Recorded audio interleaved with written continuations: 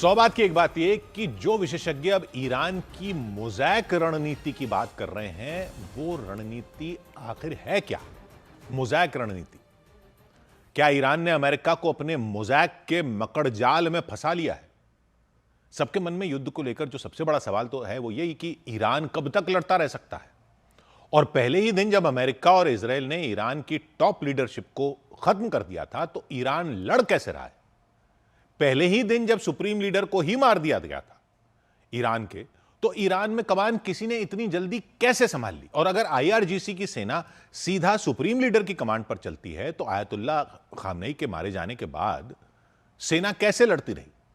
तो उसका जवाब यह है कि ईरान इसके लिए पहले से ही तैयार था।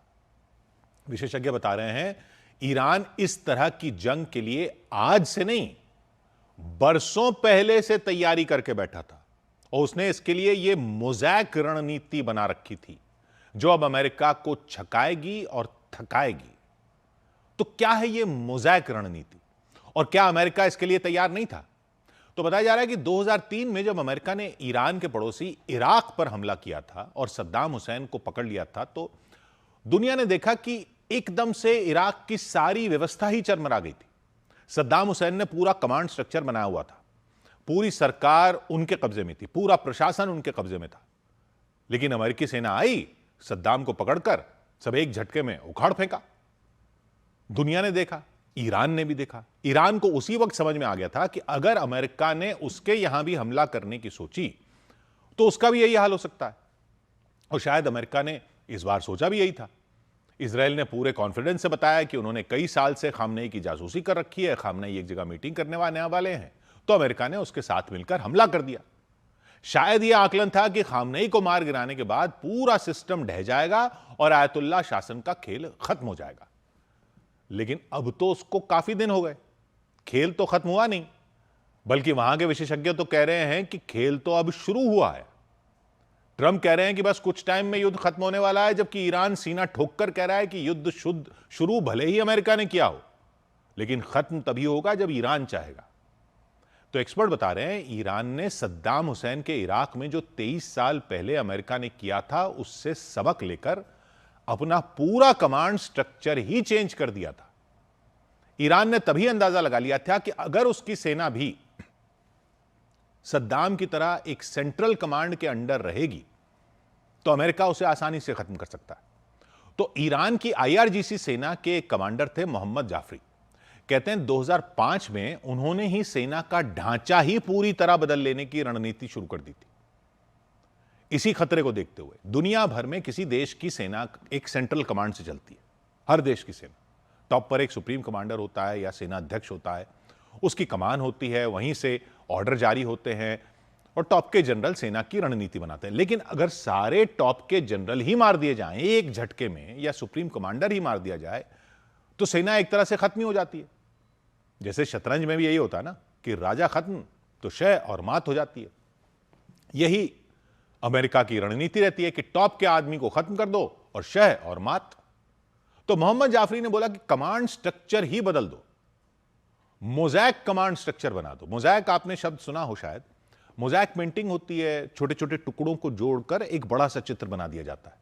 बड़ी बड़ी बिल्डिंगों पर आपने देखा हो शायद, छोटी छोटी टाइलें होती हैं, उनको जोड़कर कोई कलाकृति बनाई जाती है, या छोटे छोटे फोटो जोड़कर एक बड़ी तस्वीर बना दी जाती है, उसको कहते हैं मोज़ैक।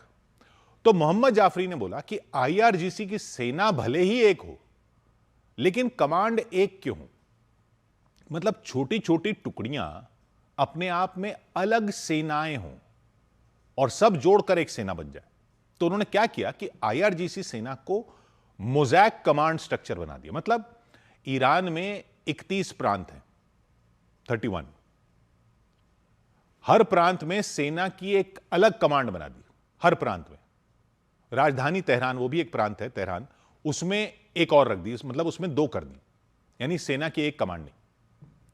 टोटल 32 कमांड हो गई। 31 प्रांत में 32 कमांड, तेहरान में 2, यानी एक तरह से एक सेना की 32 सेनाएं बना दी। अमेरिका एक सेना से नहीं लड़ रहा है, यह 32 सेनाओं से लड़ रहा है, क्योंकि हर कमांड एक अलग यूनिट की तरह काम करती है। एक अलग सेना की तरह काम करती है। हर प्रांत की सेना के अपने कमांडर हैं, हर कमांड के अपने अलग हथियार हैं, हर कमांड की अपनी अलग इंटेलिजेंस है, हर कमांड के अपने अलग अधिकारी हैं, अपनी अलग चेन ऑफ कमांड है। यानी ये 32 की 32 एक तरह से अलग सेनाएं हैं। 30 दूसरे प्रांतों में, तेहरान में 2, क्योंकि तेहरान भी एक प्रांत है लेकिन उसमें 2 कमांड बना दी, राजधानी है। 32 अलग अलग सेनाएं ही हो गई एक तरह से।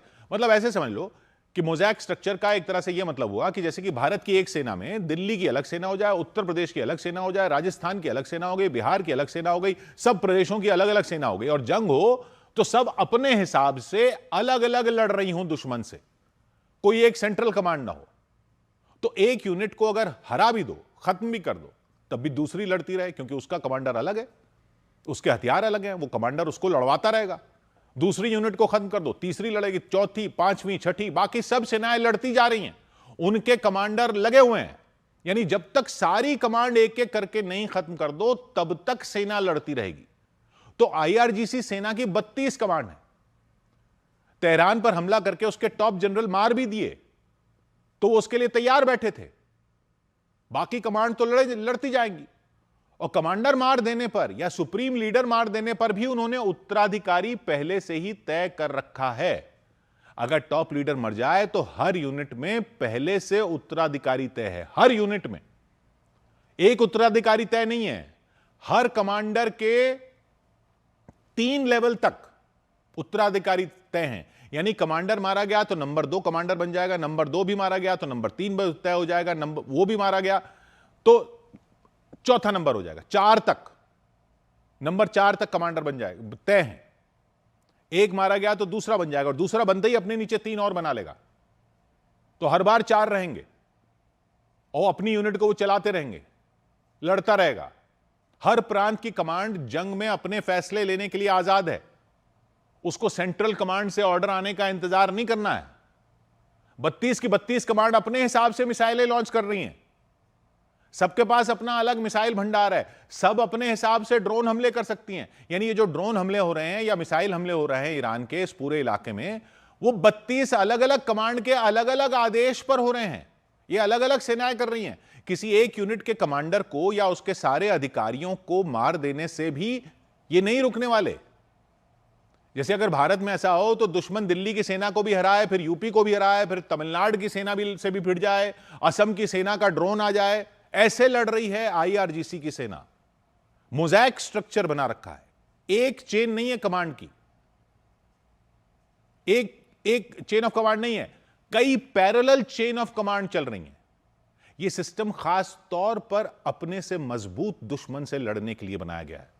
जैसे छापामार युद्ध होता है, यह आईआरजीसी सेना ऐसे लड़ रही है, क्योंकि ईरान को पता था अमेरिका जैसी सेना से लड़ने के लिए उसको काफी टाइम तक उलझा कर रखना होगा, तभी मुकाबला किया जा सकता है। ईरान देख चुका था कि अमेरिका वियतनाम में लंबा नहीं लड़ पाया, अफगानिस्तान में लंबा नहीं लड़ पाया। जहां भी अमेरिका शुरुआती स्ट्राइक के बाद जीत का झंडा जल्दी से नहीं फहरा पाया, वहां वो फंस गया युद्ध में और फिर निकलने के चक्कर में रहता है।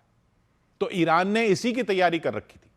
मतलब ईरान की सेना की यह रणनीति ही थी कि मजबूत दुश्मन से सीधे उस अंदाज में नहीं लड़ना जिसका दुश्मन को अंदाजा हो, बल्कि लंबे समय तक टिककर उसकी सेना को थका देना है, छका देना है। और सिर्फ ये 32 कमांड ही नहीं है, सिर्फ ये 32 नहीं है, एक है आईआरजीसी की कुद्स फोर्स, जिसने दूसरे देशों में लड़ाके खड़े किए हुए हैं। जैसे लेबनान में हिजबुल्ला, वो भी एक अलग मोर्चे पर इजराइल को उलझाए हुए है ताकि इजराइल की ताकत वहां भी खर्च होती रहे। अभी तो वैसे यमन में हूथी लड़ाके भी हैं, वो भी आईआरजीसी नहीं खड़े किए हुए हैं। लाल सागर में वो भी हमले करके वहां युद्ध को लंबा खींच सकते हैं। यानी पूरा खेल युद्ध को लंबा और लंबा खींचने का है। एक कमांडर मार दो तो अगले 3 तक तैयार खड़े हैं, लहर पर लहर वार करते रहो, छोटे छोटे ड्रोन मारते रहो, मिसाइलें मारते रहो। अमेरिका की सेना ही नहीं, उसके दूसरे देशों में सैन्य ठिकानों पर ही नहीं, दूसरे देशों में उसकी जो कंपनियां हैं उनको भी निशाने पर लेते रहो। अब वो भी कर रहे हैं। भले ही मिसाइल को आसमान में ही मार गिरा दे अमेरिका, भले ही अमेरिका ड्रोन को हवा में ही मार गिरा दे, लेकिन मलबा भी नीचे गिरेगा तो दुबई जैसी जगहों में, दोहा जैसी जगहों में दहशत तो फैलेगी, पैनिक तो फैलेगा, और छापा मार रणनीति से युद्ध खिंचता चला जाएगा। यानी ये मोज़ैक स्ट्रक्चर जो है सेना का, उससे सेना एक बड़ी फोर्स भी है, लेकिन इसके कई टुकड़े भी हैं। एक भी है और कई भी हैं, और हर टुकड़ा, हर हिस्सा खुद एक अलग सेना बनकर लड़ सकता है। अगर सेंट्रल कमांड नष्ट भी हो जाए, तब भी हर प्रांत की यूनिट अपनी मिसाइलों से, अपने ड्रोन से लड़ती रहेगी। और यह मोज़ैक स्ट्रक्चर ईरान को लंबी जंग में टिकने की ताकत देता है, क्योंकि दुश्मन को एक एक करके हर यूनिट को हराना पड़ेगा। एक सेना नहीं, 32 सेनाएं लड़ रही हों जैसे। यह सब सालों की प्लानिंग से बना है। जब तक आखिरी यूनिट खड़ी है, तब तक जंग जारी रह सकती है। यह मोज़ैक सेना की लड़ाई है। इतने बाजू, इतने सर, गिन ले दुश्मन ध्यान से। 100 बात की एक बात।